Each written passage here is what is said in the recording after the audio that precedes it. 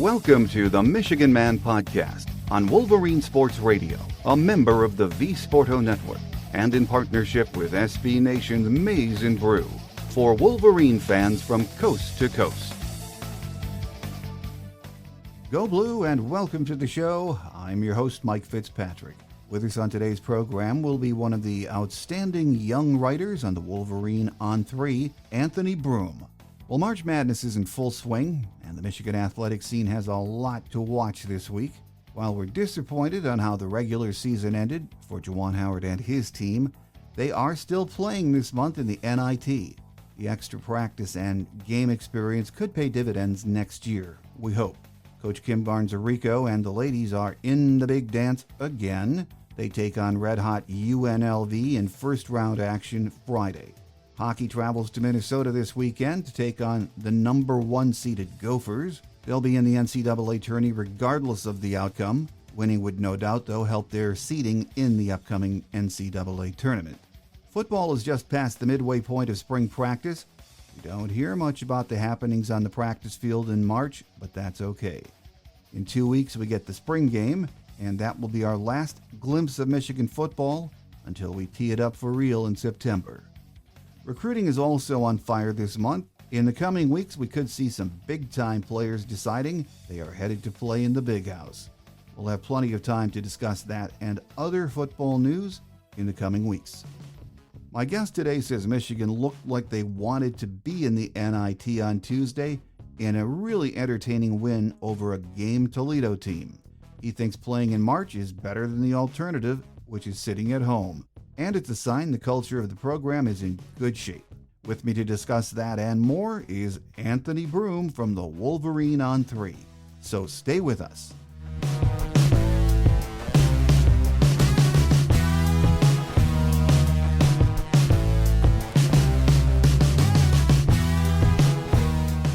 Joining us on our Game Day segment this week is Anthony Broome from the Wolverine magazine and Wolverine ON3.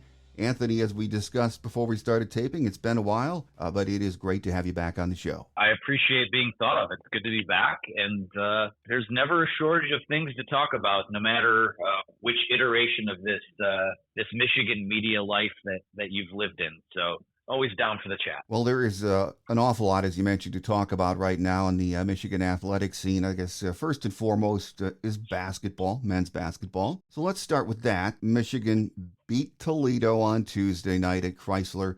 That was the first round game of NIT action. It was really a highly entertaining game, wasn't it? It was really fun. And for us, I mean, it was the first game that I've ever covered where we were able to sit courtside at Chrysler. So a little bit of a different look in that perspective. But yeah, I mean, you'd be hard pressed to find a lot of people that will get fired up about the NIT. I mean, obviously no one was sitting in the upper deck.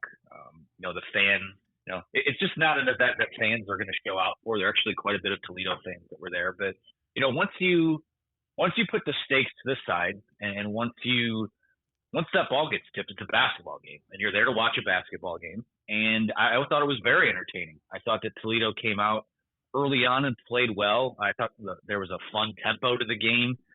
Even with as much offense as there were still quite a few moments where both teams kind of locked in defensively, and it felt like tournament postseason basketball. And it's not, obviously the stakes aren't the same as the NCAAs, but you get a win, and the win still matters, right? Like Michigan players said after the game, like we didn't want to end our season losing 4 games in a row, and now that's off the table for them. And for one night, again, there's been so many snapshot days and so many nights where the offense is working and you make enough plays defensively, and all of a sudden you look up and you've got yourself a pretty impressive win. This is one of those snapshot nights, and then now as has been the challenge throughout the year, because if you're going to play in this tournament, you may as well win the games, and if you're going to win one game, you may as well go out and win 2, 3, etc. We'll see if they can sustain it and keep that juice going. I like the willingness to compete in this event. I like that they didn't want their season to end with a fizzle. Now, the narrative on what this year has been won't really be altered all that much by what happens in the NIT, but if you're going to be there, you may as well show up. Michigan showed up in a big way on Tuesday night. Yeah, absolutely. I mean, that's the thing you worried about heading into the NIT after the way the season went and then the disappointment of not getting into the NCAA. Your question is the team going to show up? But they were fully invested, you could tell from the opening tip. Yeah, I thought so too. And that's a sign of, that's a sign of a culture. That's a sign of a group that, again, I mean, they've shot themselves in the foot a lot this year, but it's more often than not, it's never been because they weren't willing to show up and play. I mean, there were a couple blowouts. I remember the Arizona State, there was Penn State, obviously, but and this is something that needs to get corrected, obviously, but most nights out when they've gone out and lost some of these games, it hasn't been because the compete level has been low or the give a crap level has been low. They've just made too many mistakes. And like I said, I thought the juice was there. I thought that the sharing of the basketball was good. I thought that Doug McDaniel played one of his better games of the year. Seems like I was just seeing the floor a lot better, and I guess that helps when you play someone outside of the Big Ten. The spacing's just a little bit better. There's a little bit more oxygen to to make plays and distribute the basketball. So yeah, it was really good. As has been the case all year, when they hit shots, they're pretty tough to beat. And when they don't, it looks ugly. So, you hate to distill it down to such a simple thing or simple recipe for them, I should say. But that's kind of what it's been. When they take care of the basketball and when they hit their shots, they're a pretty good basketball team. And they just hasn't happened a ton or consistently enough this year. But maybe it can happen in this tournament. Yeah. And as we said, it was really an entertaining game to watch. And, what you worry about too heading into the NIT is, okay, a lot of the fans that I was hearing from were saying, oh, great, we're playing a MAC team. But a tip of the hat to Toledo. They had won 17 in a row until they made it to the MAC championship game and lost to Kent State. Those guys can shoot. They're not a bad basketball team. No, I was really impressed with them. I suspect that a couple of those guys will wind up in the transfer portal with a lot of interest as well. And I would never name names, but it looked like after the game, Juwan Howard was getting a couple extra long handshake conversations to a couple guys on the other sideline. But yeah, it's just unfortunate. A team like Toledo, you're in one of those one bid leagues where you drop a conference tournament game. It doesn't matter how good a season you had, you're out. So teams like that are, they're always going to be dangerous. Yeah. They come out right off the bat, and I think they took a 9-2 lead, and you're like, yikes, here you go. Like they're kind of throwing the kitchen sink at Michigan. We'll see how they respond to that. So from that perspective, too, another feather in Michigan's cap. I mean, we know that this tournament could lend itself to being like, you know what, forget it. This season has been brutal. Let's just get out of here. But to their credit, there were a few times where Toledo kind of punched them in the mouth, and Michigan countered and ultimately, landed the knockout blow at the end. So again, in the snapshot of one game on one night, in a really weird, I'll call it a home game, but was really an odd scenario. You passed the eyeball test, and now you see if you can sustain it. Yeah. So next up is Vanderbilt. They took down Yale on Tuesday night. It's coming up on Saturday in Nashville. Now, I don't know much about Vandy. Didn't see much SEC ball during the year, but your thoughts on this matchup? Yeah, it's another one where I think offensively, maybe not as much firepower as Toledo had, but they're a team that's going to come at you on that end. So you're going to have to lock in defensively. Again, a same recipe almost, where really good offensively and not so great on the defensive end of the floor. And this is a Vanderbilt team that at one point this year was sitting in, I think, 10-12 and had lost by 57 to Alabama, which is crazy. But from there, I think they're 11-2 since then. They did lose their center, Liam Robbins, a few weeks back, but have still kind of found a way to keep their momentum going. But yeah, it's interesting juxtaposition. Two teams, coached by former NBA players, Juwan Howard, Jerry Stackhouse. It's you kind of look at, and this is where I haven't watched a lot of SEC basketball this year. And especially haven't watched a lot of Vanderbilt basketball because those games just aren't always on, compared to their peers in the conference. But you do the crash course and, you start to look at this thing, though. And, Vanderbilt, obviously, all of these games are winnable games. I mean, I think you can make the argument that from a composite talent perspective, we know the pieces are there for Michigan to be a much better team than what their record is. So you find a way to go out and get this win on Saturday. You're going to get another home. If you win Saturday, you'll get another home game next week because Clemson has been knocked out of your bracket now. You win this game, all of a sudden there's one at home. It should be a winnable game. And, all of a sudden Vegas, those Vegas semifinal and finals are on the table that week of the 28th. So you don't want to look ahead, especially in this tournament. I mean, as we know with this Michigan team, a couple days rest or a couple days off after a win, after a loss can make a big difference, whatever it is. So I like this matchup for Michigan. For me, it's going to be all about continuing they're going to have opportunities to score, especially from the perimeter. Part of you worries that, they hit 13 threes the other night. Is it going to be a game where they come out and go 4 for 22 the next night? I don't know. We won't know that until they play Saturday, but I think those opportunities are going to be there. We'll see if Jet Howard plays, kind of getting the vibe that this might just be hey, thanks for all you've done, but rest up your ankle. We'll take it from here type thing. We'll see. There's no question about it. I mean, without him, the proof is kind of in the pudding lately that the ball has moved better. I think there's a little more spacing on the floor. So we'll see. I think everything's on the table right now. There's a lot that could change with this team next year, as we know. And, that said, playing in the NIT could serve, though, as a building block for next season, though, couldn't it? I think so. I mean, to me, it's better than the alternative. And this is why I liked what Juwan Howard said the other night, where he basically said, hey, we're not going to cry over spilled milk and, pick up our ball and go home because the season didn't go the way we wanted it to. We were invited.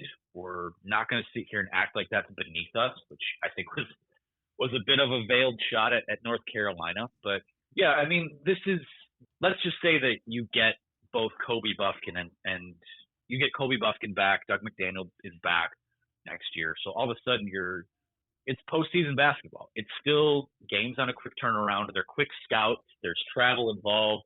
I want to see. I think Jim Harbaugh says it all the time on the football end of things. The only way you get better at football is by playing more football. Mm-hmm.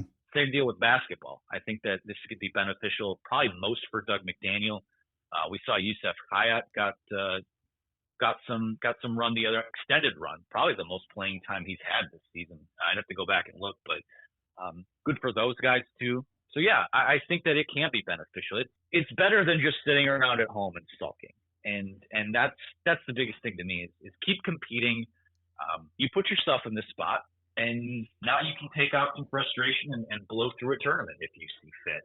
I think they can go as far as they want to go in this thing, to be honest with you, because you get to the late stages of the NIT, and I think some teams are probably going, all right, well, it's NIT, but kind of getting tired of this year. Yeah. I think Michigan has the goods to do this whole thing if they want to, and we'll see if they do. Yeah, and it's a positive, and hopefully most of this starting five is back next year. But as we know, there's already talk that Kobe Buffkin and Jet Howard are possible first round guys, and who knows what Hunter Dickinson will do. So even though we want to enjoy this run and hope it's a building block for the future, there are still a lot of unknowns about what's next for this team, aren't there? There sure are, and it's almost futile to even, project, who's in the starting lineup next year? Who's back for sure? Who's out for sure? Because as we've seen it with Michigan. We've seen it all over college basketball. Some teams turn over almost their entire roster in an off season. You look at a team like Penn State, what they were able to do this year on the backs of a lot of guys that, just hadn't been around. And I don't think that type of a roster shakeup would come to Michigan, but there are so many unknowns. I mean, you've got the NBA decisions with Buffkin, with Jet Howard. I think Hunter Dickinson will be back, but, you just never know. I think there will probably be a couple of depth guys that decide to go elsewhere. But, yeah, I mean, and there's no one way to do it. I mean, we see it on our message board all the time. They need this guy with X skill set, or we need this guy with Y skill sets. If you're going to go out in the transfer portal, just get good players and figure out how to mesh it together that way. I think that the transfer portal is on the table. I think both for incoming guys and guys that leave the program, the way it is every year. To me, it's the only thing you can really diagnose for sure is that this team just needs to get deeper. And I think that they do need a couple more guys that can bring some, like a 3-and-D wing, like a Chauncey Brown. You bring the offense and the defensive aptitude off the bench. They need a couple more guys like that. I think they probably need to go into the portal and look at a starting 4 guy. That position has been a black hole for them over the last 2 years, and it kind of needs to get addressed. So other than that, like I said, I really do think all options are on the table. I wouldn't be surprised if both NBA guys came back. I wouldn't be surprised if, there were a couple guys that you think might transfer that don't. I wouldn't be surprised if there's someone that you think is the future that decides to leave. I mean, in the here and now, you just you sit back and, once come May, June, when things kind of settle down, your roster is what it is. So we'll see where it goes from there. Yeah, that's why I think, though, a good NIT run could help in the decision process for the guys that we've just mentioned, because, if you have a good run, end the season on a positive note, maybe you sit back in a couple of weeks and say, hey, this could be a precursor to what we could be next year. Yes, you need some additions, you need some depth. It might not, but it could make them want to stick around a year and compete. What do you think about that? I think there's a lot of merit to that. I do, because it's, so many times this year, this team has, he's gone on maybe a 2 or 3 game win streak, and then immediately the bottom falls out. Yeah. And you kind of go back to rebuilding yourself and going back to square one. You put a nice little run together in this thing, and all of a sudden you got guys going, all right, well, I know it's not Big Ten play, but we showed that we can lock in. We can improve. We can play together. These parts work together. We can make a run through a tournament, compared to our peers. And I think, I don't have the stat in front of me, but I know, a lot of these teams that, go on and win the NIT usually wind up in the NCAA tournament the next year. I believe Xavier won it last year, and they're a 3 seed this year. So, for me, it can be a springboard. It can be a way to show guys that, hey, listen, like this, we can pull this off, and we can, play consistent winning basketball in a tournament setting, and that's ultimately what it's about. I mean, the Big Ten is always going to be a grind.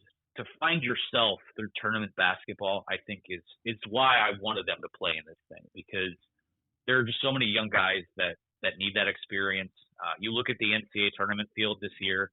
I think it's one of the most, the most experienced fields we've ever seen, just in terms of these schools that have upperclassmen, players and stars. So again, building your program through these 3 and 4 year guys that have played a lot and have seen a lot, I think is important to long-term success. And obviously last year's team was young. You lose a lot of pieces from that. And this team was young as a result, maybe even younger in a lot of areas.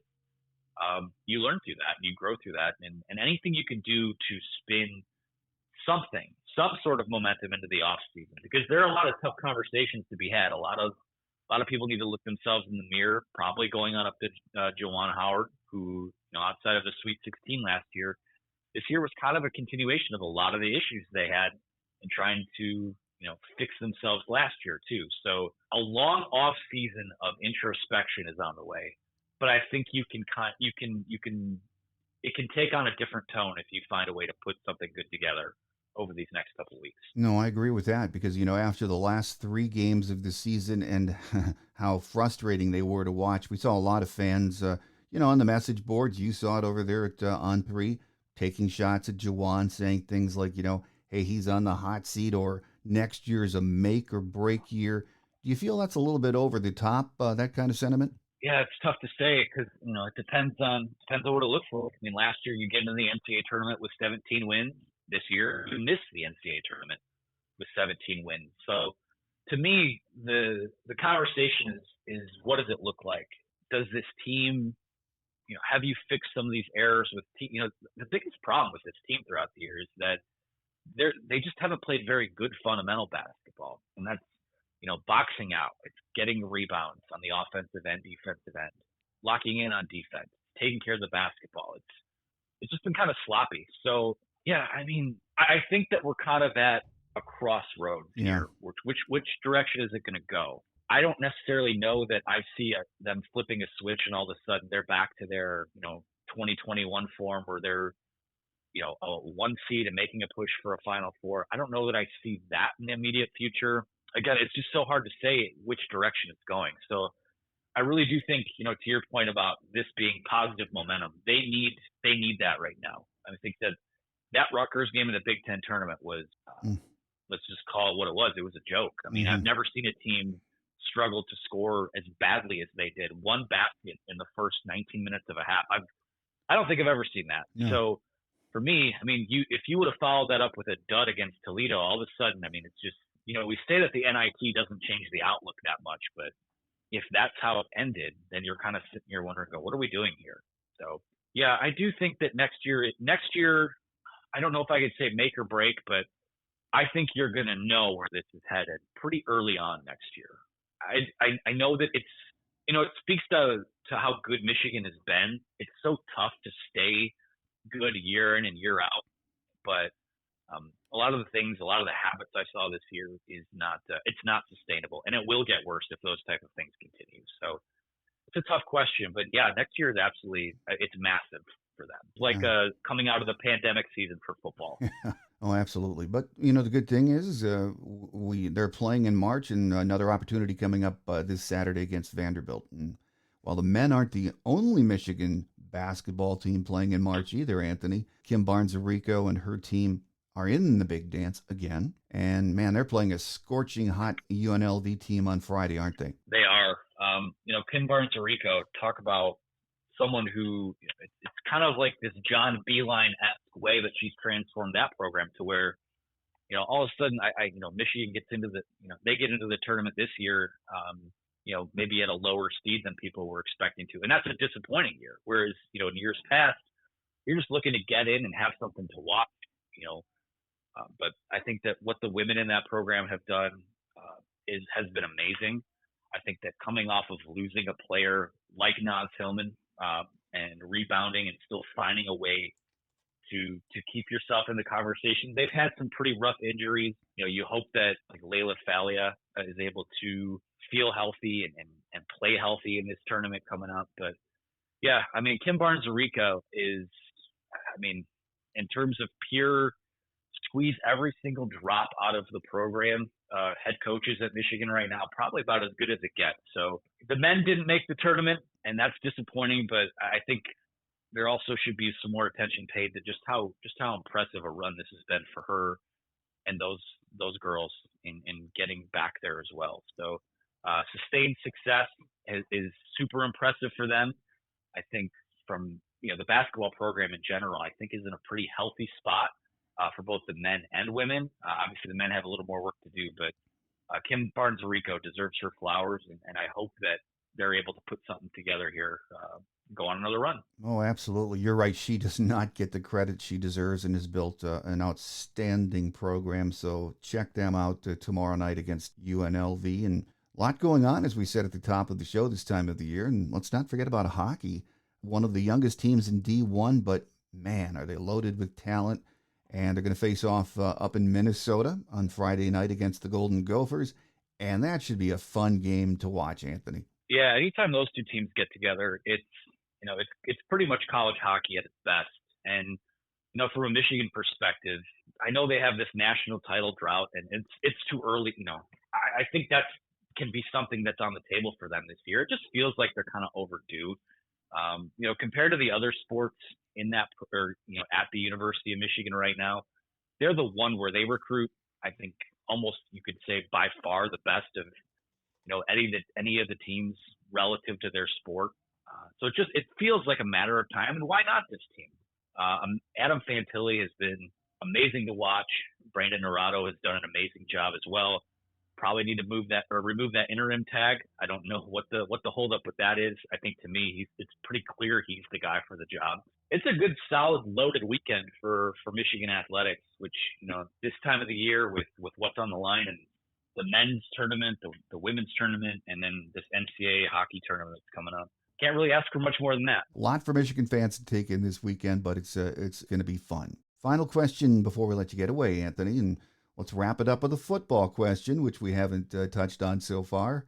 Not much news makes its way out of Schembechler Hall in the spring, or really any other time of the year, it seems. But from what we do hear, there's been a lot of talk about J.J. McCarthy getting better and better, which we would expect. And the staff sure is, they seem very happy right now, which they should be, and seem to think another special year is on the horizon. And I think we all expect that, don't we? I think so. I mean, this feels like the third part of a 3-part trilogy where, you have the come up in 2021. Last year, things are humming along, but you get humbled late again. And this year, it's one more run for all these guys.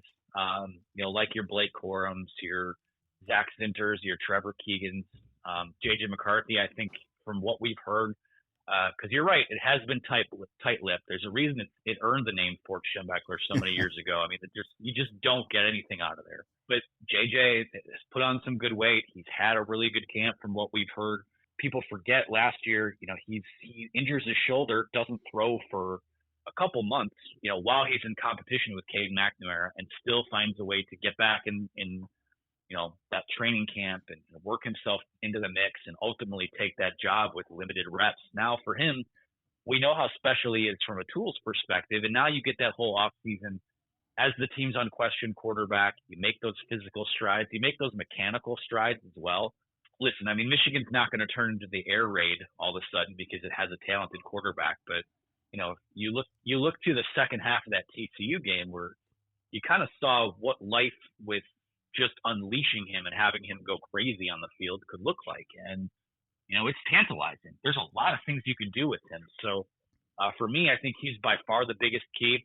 What we've seen in the college football playoff over the years is that your quarterback can be the rising tide that lifts the roster up around you. And gosh, I mean, this roster is about as talent-rich Michigan team that I've ever seen from a starting and depth perspective. So, yeah, I think the pieces are there. Their troubles, with NIL and on the recruiting trail have been well documented at this point.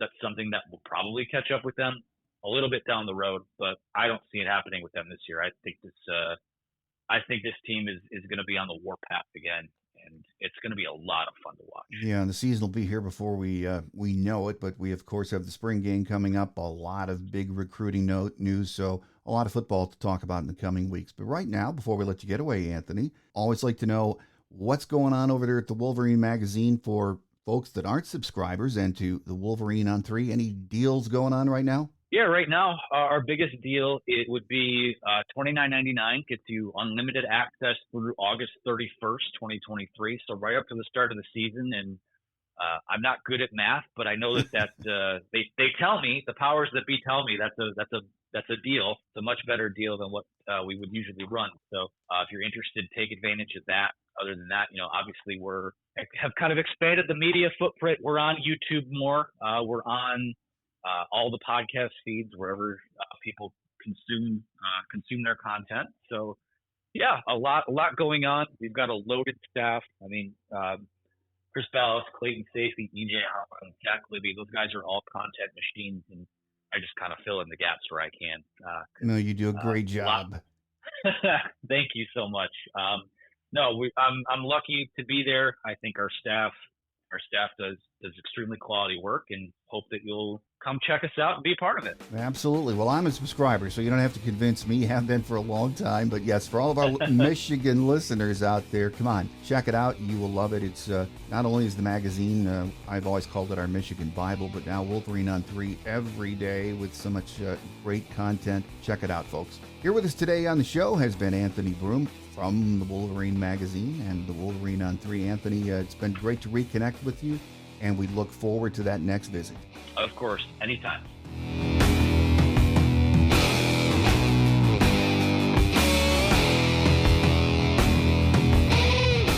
On Quick Hits today, in the coming weeks, we'll spend more time breaking down what news we can get about spring practice. And of course, we are all expecting the next few weeks will bring good news on the recruiting trail. In the meantime, enjoy all of the action on the Michigan sports scene. Hopefully basketball, both men and women, will move on to play next week, and hockey will end the weekend crowned as Big Ten champions. Baseball and softball are back and playing at home, so we'll pay more attention to them in the coming weeks. That does it for now, though. Make sure you tell your Maize and Blue family and friends about the show, and join us again next week. I'm your host, Mike Fitzpatrick. Have a great Wolverine week, everyone. Until we meet again, take care, and as always, go blue. Thanks for joining us today on The Michigan Man, here on Wolverine Sports Radio, a member of the V-Sporto Network, and in partnership with SB Nation's Maize and Brew. Our listener lines are open 24/7 for your calls at 313-263-4842. That's 313-263-4842. Or email us at themichiganmanpodcast@yahoo.com. That's themichiganmanpodcast@yahoo.com. The Michigan Man Podcast is produced at the studios of Robin Lynn Productions, Allen Park, Michigan, and is not affiliated with the University of Michigan. Go Blue!